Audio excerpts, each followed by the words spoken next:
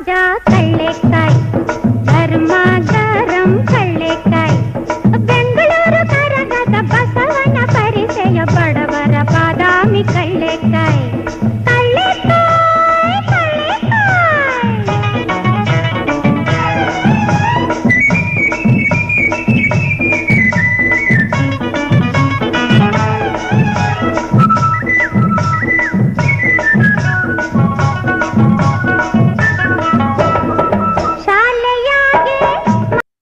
ಅಂತ ಕತೆ ಇದೆ.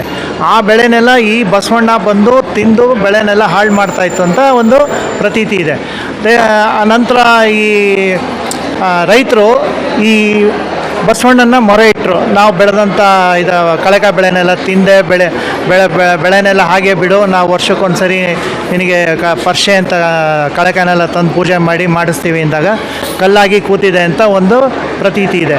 ಆಗ್ಲಿಂದನೂ ಸುಮಾರು 500 ವರ್ಷದಿಂದನೂ ಕಾರ್ತಿಕ್ ಮಾಸದಲ್ಲಿ ಕಡೆ ಸೋಮವಾರ ಮಂಗಳವಾರ 2 ದಿವಸ ವಿಜೃಂಭಣೆಯಿಂದ ಕಳೆಕಾಯಿ ಪರ್ಷೆ ನಡೆಯುತ್ತೆ. ಅಕ್ಕಪಕ್ಕ ರಾಜ್ಯಗಳಿಂದನೂ ಬಂದು ವ್ಯಾಪಾರಸ್ಥರು ಕಳೆಕಾಯಿ ಮಾಡ್ತಾರೆ. ಭಕ್ತಾದಿಗಳು ಹೆಚ್ಚಿನ ಸಂಖ್ಯೆಯಲ್ಲಿ ಬಂದು ದೇವ್ರ ದರ್ಶನ ಪಡೆದು ಪುನೀತರಾಗ್ತಾರೆ ಅಂತ ಹೇಳ್ತೀನಿ. ಪ್ರತಿ ವರ್ಷದಂತೆ ಈ ವರ್ಷವೂ ಒಂದು ಹಬ್ಬದ ವಾತಾವರಣ ಇದೆ ಅಂತ ಅನ್ಸುತ್ತಾ? ಪ್ರತಿ ವರ್ಷ ಒಂದು ವಾರ ಮುಂಚೆನೇ ಈ ಹಬ್ಬದ ವಾತಾವರಣ ಸೃಷ್ಟಿಯಾಗತ್ತೆ. 3 ದಿವಸದಿಂದನೇ ಭಕ್ತರೆಲ್ಲ ಬಂದು ಇಲ್ಲಿನ ಸಿದ್ಧತೆಗಳೆಲ್ಲ ನೋಡಿ ಎಲ್ಲ ರೀತಿಯ ಸಿದ್ಧತೆಗಳನ್ನು ನಮ್ಮ ಮಾನ್ಯ ಧಾರ್ಮಿಕ ದತ್ತಿಯಿಂದ ಎಲ್ಲ ಮಾಡಿಕೊಟ್ಟಿದ್ದಾರೆ. ಹಾಗಾಗಿ ಪ್ರತಿ ವರ್ಷವೂ ಜಾತ್ರೆ ಅದ್ದೂರಿಯಾಗಿ ನಡೆಯುತ್ತೆ.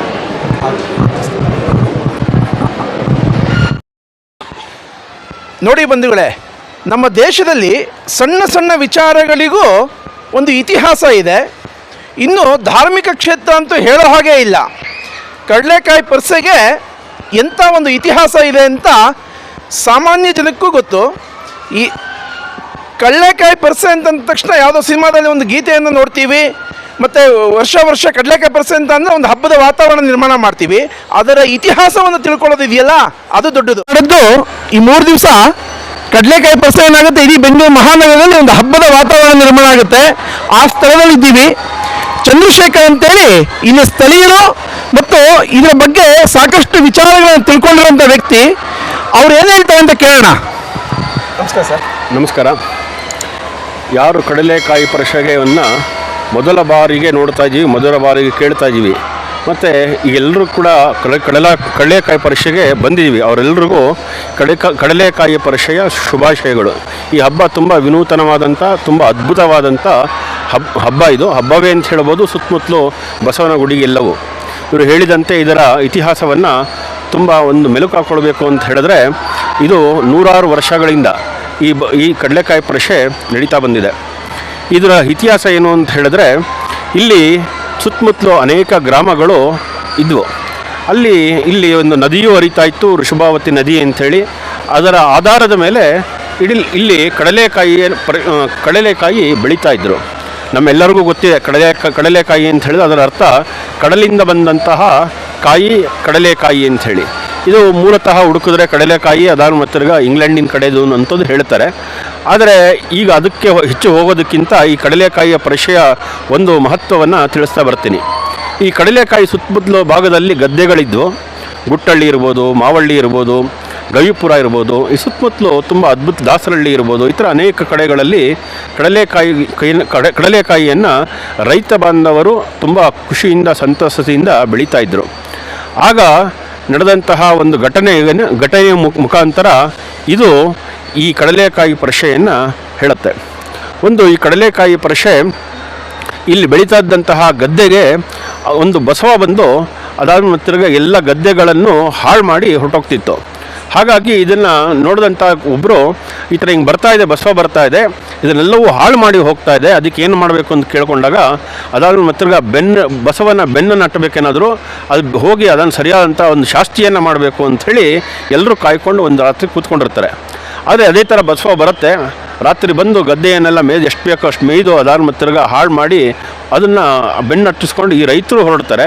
ಆಗ ಹಿಂದೆ ಹೋದಾಗ ಒಂದು ದೊಡ್ಡ ಗುಟ್ಟದ ಮೇಲೆ ಬಂದು ಅದು ಕಣ್ಮರೆ ಆಗಿಬಿಡುತ್ತೆ. ಆಗ ಅದಾದ ಮತ್ತಿರ್ಗ ಎಲ್ಲೋ ತಪ್ಪಿಸ್ಕೊಂಡು ಹೊರಟೋಯ್ತು, ಮತ್ತಿರ್ಗ ಮಾಡೋಣ ಹಿಡಿಯೋಣ ಅಂಥೇಳಿ ಮತ್ತೆ ಪ್ರಯತ್ನ ಪಡ್ತಾರೆ. ಆದರೆ ಆ ಕಡಲೆಕಾಯಿ ಆ ಬಸವ ಅದಾದ ಮತ್ತಿರ್ಗ ಸಿಗೋದೇ ಇಲ್ಲ. ಹಾಗೆ ಅದಾದ ಮತ್ತೆ ನಾವು ಒಂದು ಕೆಲಸ ಮಾಡೋಣ, ನಾವು ಇಲ್ಲೇ ಕಾಯ್ಕೊಂಡು ಕೂತ್ಕೊಳ್ಳೋಣ, ಇಲ್ಲೇ ಬಂದು ಮಾಯ ಆಗುತ್ತಲ್ಲ ಅದು, ಹಾಗಾಗಿ ಇಲ್ಲೇ ಕಾಯ್ಕೊಂಡು ಕೂತ್ಕೊಳ್ಳೋಣ ಅಂಥೇಳಿ ಅವ್ರ ಮೇಲ್ಗಡೆನೇ ಬಂದು ಕಾಯ್ಕೊಂಡು ಕೂತ್ಕೊಂಡಿರ್ತಾರೆ. ಮತ್ತು ಅಲ್ಲೊಂದಷ್ಟು ಜನ ಬಂದು ಕಾಯ್ಕೊಂಡು ಕೂತ್ಕೊಂಡಿರ್ತಾರೆ. ಆದರೆ ಬಸವ ಅದು ವಾಪಸ್ ತಿರ್ಗಾ ಬರುತ್ತೆ, ಅಲ್ಲಿ ಅದು ತಿನ್ನತ್ತೆ ಕಡಲೆಕಾಯಿನ. ಅದಾದ ಮತ್ತೆ ಓಡ್ಕೊಂಡು ಬರುತ್ತೆ, ವಾಪಸ್ ಇಲ್ಲಿ ಬಂತಂತ ಇಲ್ಲಿ ಕೇಳ್ತಾರೆ, ಇಲ್ಲಿ ಬಂತಲ್ಲ ಹಿಡಿಲಿಲ್ವ ನೀವು ಅದನ್ನು ಅಂತ ಹೇಳಿದಾಗ, ಇಲ್ಲ ಅದು ಇಲ್ಲಿ ಬರಲೇ ಇಲ್ವಲ್ಲ ಅಂಥೇಳಿ ನೋಡಿದಾಗ ಅಲ್ಲೆಲ್ಲ ಅದಾಗ ಬೆಳಗ್ಗೆ ಬಂದು ಎಲ್ಲ ಹುಡ್ಕೋಕ್ಕೆ ಶುರು ಮಾಡಿದಾಗ ಒಂದು ಬಸವನ ಕಲ್ಲು ಸಿಗತ್ತಲ್ಲಿ. ಬಸವನ ಕಲ್ಲು ಸಿಗುತ್ತೆ, ಅದನ್ನು ನೋಡ್ತಾರೆ, ಗುಡಿಯವ್ರಿಗೆಲ್ಲ ಆಶ್ಚರ್ಯ ಆಗ್ತಾರೆ. ಅದನ್ನೆಲ್ಲವೂ ಸ್ವಚ್ಛಗೊಳಿಸ್ತಾರೆ, ಸುತ್ತಮುತ್ತ ಇರತಕ್ಕಂಥ ಪ್ರದೇಶವನ್ನು ಸ್ವಚ್ಛಗೊಳಿಸಿ ಅದಕ್ಕೆ ಅಭಿಷೇಕವನ್ನು ಮಾಡಿ ಅದಕ್ಕೆ ಪೂಜೆಯನ್ನು ಮಾಡಲಿಕ್ಕೆ ಶುರು ಮಾಡ್ತಾರೆ. ಪೂಜೆಯನ್ನು ಮಾಡೋಕ್ಕೆ ಶುರು ಮಾಡಿದಾಗ ವಾಪಸ್ ತಿರ್ಗಾ ಮುಂದಿನ ವರ್ಷವೂ ಅದೇ ಥರ ಕಡಲೆಕಾಯಿ ಬೆಳೆದಾಗ ಮಾಡಲಿಕ್ಕೆ ಶುರು ಮಾಡುತ್ತೆ. ಬಸವ ಬರುತ್ತೆ, ಇದು ಮಾಡೋಕ್ಕೆ ಶುರು ಆಗುತ್ತೆ, ಇಲ್ಲೇ ಬಂದು ಮಾಯ ಆಗಕ್ಕೆ ಶುರು ಆಗುತ್ತೆ. ಆವಾಗ ಅನಿಸುತ್ತೆ ಅವ್ರಿಗೆ, ಇದು ಬಸವಂಗೆ ಅದಾದ ಮತ್ತೆ ನಾವು ಈ ಕಡಲೆಕಾಯಿನ ಅರ್ಪಣೆ ಮಾಡೋಣ ಅಂಥೇಳಿ ಅಲ್ಲಿದ್ದಂತಹ ಊರಿನ ಮುಖಂಡರು, ಎಲ್ಲ 4 ಊರಿನ ಮುಖಂಡರು ಬಂದು ಕೇಳ್ಕೊತಾರೆ, ನಮ್ಮ ಬೆಳೆಯನ್ನು ಹಾಳು ಮಾಡಿಬಿಡಪ್ಪ ಬಸವ, ನಾವು ಇದನ್ನು ಬೆಳೆದಂಥ ಕಡಲೆಕಾಯಿಯನ್ನು ತಂದು ನಿಮಗೆ ಸಮರ್ಪಣೆಯನ್ನು ಮಾಡ್ತೀವಿ, ಮೊದಲನೇ ಬೆಳೆಯನ್ನು ಅಂತ ಹೇಳ್ಕೊಂಡು ಅವರು ಭಕ್ತಿಯಿಂದ ಕೇಳ್ಕೊಂಡಾಗ ಕಾರ್ತಿಕ ಆಗಿರುತ್ತಾಗ, ಕಾರ್ತಿಕ ಸೋಮವಾರದ ಕಡೆಯ ದಿವಸ ಬಸವನಿಗೆ ಪ್ರಿಯವಾದಂಥ ದಿನವಾದಂಥದ್ದು ಅವತ್ತಿನ ದಿವಸ ಬಂದು ಕಡಲೆಕಾಯಿಯೂ ಬಂದಿರುತ್ತೆ ಕೈಗೆ, ಬಂದು ಅದನ್ನು ಅರ್ಪಣೆಯನ್ನು ಮಾಡ್ತಾರೆ. ಆಗ ಅವತ್ತಿಂದ ಬಸವ ಬರಲಿಕ್ಕೆ ಬಿಟ್ಬಿಡುತ್ತೆ. ಅದಾದ ತಿರ್ಗ ಬಸವನ ಕಲ್ಲು ಬೆಳೀತಾ ಹೋಗ್ತಾ ಇರುತ್ತೆ. ಆಗ ಬಂದಂತಹ ಏನು ಕಡಲೆಕಾಯಿ ಕೊನೆ ಬಂದು ಅರ್ಪಣೆ ಮಾಡೋಕ್ಕೆ ಶುರು ಮಾಡ್ತಾರೆ.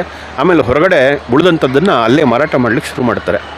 ಆಗ ಪರಿಚಯ ಬಂದಂಥವ್ರಿಗೆ ಆಹಾರ ಆಗಲಿ, ಅದಾದ ಕಡಲೆಕಾಯಿ ಆಗಲಿ, ಈ ಥರ ತುಂಬ ದೊಡ್ಡ ಮಾರುಕಟ್ಟೆಯೂ ಆಗೋಗುತ್ತದು. ಹಾಗಾಗಿ ಇಲ್ಲಿ ಬಂದಂಥವ್ರೆಲ್ಲರೂ ಕೂಡ ಕಾರ್ತಿಕ ದಿವಸ ಕಡಲೆಕಾಯಿ ಸಿಗುತ್ತೆ, ಅದಾದ ಬಸವನ ದರ್ಶನ ಆಗುತ್ತೆ ಅಂತ ಬರ್ತಾ ಇರ್ತಾರೆ. ಹಾಗೆ ಬಸವಣ್ಣ ಬೆಳೀತಾ 15 ಅಡಿ ಆಗಿಬಿಡುತ್ತೆ. ಹಾಗಾಗಿ ಅದಾದ ತಿರ್ಗ ಇನ್ನು ಬೆಳೆದ್ರೆ ಇನ್ನೆಲ್ಲಪ್ಪ ಇದು ಮಾಡೋದು, ಅಭಿಷೇಕ ಮಾಡೋದು, ಅದಾದ ತಿರ್ಗ ಅಭಿಷೇಕ ಮಾಡೋದು, ಆರತಿಯನ್ನು ಪೂಜೆ ಮಾಡೋದು ಹೆಂಗೆ ಅಂಥೇಳಿ ಮೇಲ್ಗಡೆ ಒಂದು 3 ಮೊಳೆಯನ್ನು ಹೊಡಿತಾರೆ ಅದಕ್ಕೆ. ಅದಾದ ತಿರ್ಗ ಉದ್ದ ಒಂದು 20 ಅಡಿ ಉದ್ದವೂ ಬೆಳೆಯುತ್ತೆ. ಹಾಗಾಗಿ ಪ್ರತೀತಿಯಾಗಿದೆ ಅನೇಕ ವರ್ಷಗಳಿಂದ. ಈಗ ಅದು ಅನೇಕ ಊರುಗಳು ಎಲ್ಲವೂ ನಗರ ಆಗೋಯ್ತು. ಹಾಗಾಗಿ ಈಗ ಮುಜರಾಯಿ ಸರ್ಕಾರ ಅದನ್ನೆಲ್ಲವೂ ನೇತೃತ್ವವನ್ನು ತಗೊಂಡು ಚೆನ್ನಾಗಿ ಆಚರಣೆಯನ್ನು ಮಾಡ್ಕೊಂಡು ಬರ್ತಾ ಇದೆ. ಹಾಗಾಗಿ ಇಲ್ಲಿ ಬರ್ತಕ್ಕಂಥ ಎಲ್ಲ ಭಕ್ತಾದಿಗಳು ಕೇಳ್ಕೊಳ್ಳೋದೇನು ಅಂತ ಹೇಳಿದ್ರೆ, ಕಡಲೆಕಾಯಿಯನ್ನು ಎಲ್ಲ ಸ್ವೀಕರಿಸಿ ಹೋಗಬೇಕು. ಇನ್ನೊಂದು, ಇಲ್ಲಿ ಬರೋಂಥವರು ಬಟ್ಟೆ ಬ್ಯಾಗನ್ನು ತರಬೇಕು.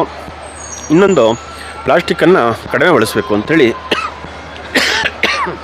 ನಾನು ಎಲ್ಲರ ಮುಖಾಂತರ ವಿನಂತಿ ಮಾಡ್ತೀನಿ. ನಮಸ್ಕಾರ.